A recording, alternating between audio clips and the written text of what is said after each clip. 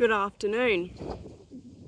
Today I want to talk about another financial mistake many people seem to make, and that's weddings.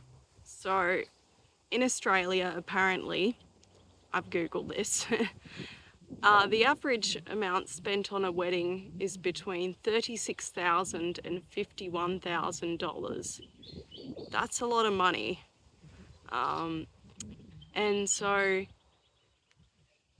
for that money, like, you could have a really, really nice honeymoon. I, for a number of years, have thought if I do get married, I'm definitely gonna either elope or have a small wedding. And I mean, my family, half of them probably wouldn't want to come to my wedding anyway, so that's just fine with me. And I've discussed this with my partner that, you know, I'm pretty keen on the whole eloping or small wedding idea, and that we just have a really nice honeymoon.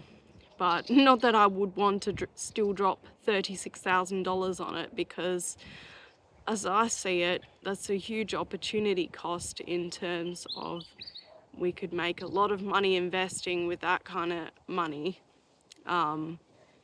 And many of these people, they might not even have the money in the bank for such a huge wedding, and they take out loans, and so then they're starting their married life with a huge chunk of debt, which finances are one of the number one reasons that people get divorced.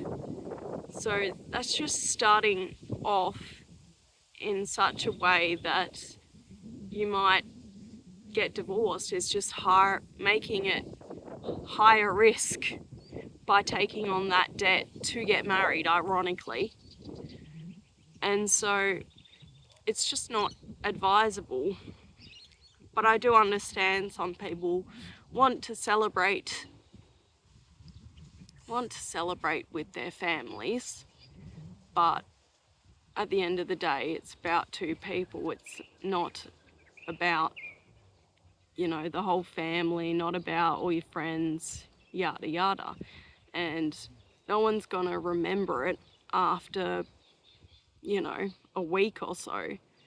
They'll be like, maybe down the track someone will mention it for some reason. Oh yeah, that was fun, because they go to another wedding or so. Oh, this was a fun wedding I went to. But the things people remember are just, you know, how, like, if they were dancing and had good music and stuff like that. They don't remember anything else, really. And that's pretty cheap to achieve. You can just have a Spotify playlist, and if it's a great playlist, people are going to enjoy it. You don't need to hire a DJ. But I mean, especially a lot of women fall into this trap that they've got to have this grand wedding because all their friends are having huge weddings, and they don't want to be outdone.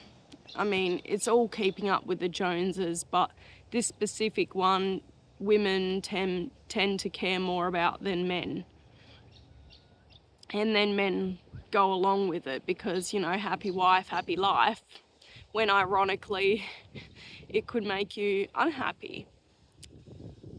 But, you know, a lot of people are still going to fall victim to this. I mean, the wedding industry is huge, and they're not going anywhere anytime soon.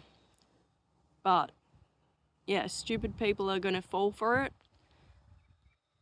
Eloping is just the better option, in my opinion, because, you know, you start your life off with great finances, and maybe down the road, when you do have a bit more money, you can renew your vows and have a little bit more of a party with that if you wanted to.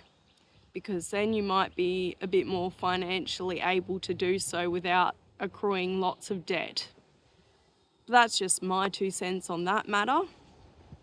Don't get into huge debt for weddings. Oh, and not engagement rings either. That's another thing. I wouldn't spend tons of money on engagement rings. The whole 3 month salary is just a scam that the diamond industry, invented so that people would buy their product that's not really worth anything anyway. Gold's worth something, but the diamond, not really. You can just create that in a lab. So the gold band, I'd rather spend more money on that than the diamond ring, but I still wouldn't spend that much money on that, in my opinion. That's just me personally. And no, you don't need to spend 3 months of your salary on a ring. And if your wife or husband really loves you, they don't care how much you spent on it. Anyway, that's all I'm going to say on the matter right now. See you later.